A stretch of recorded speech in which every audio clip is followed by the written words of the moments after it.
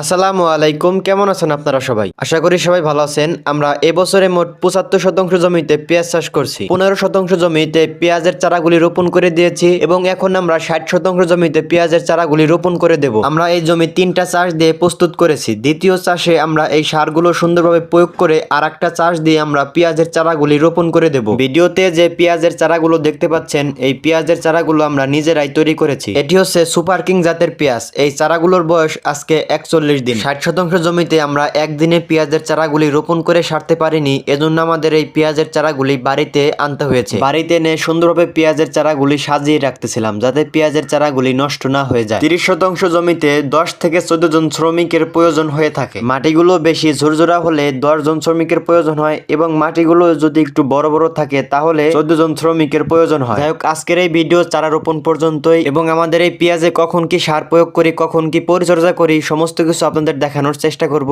ইনশাআল্লাহ।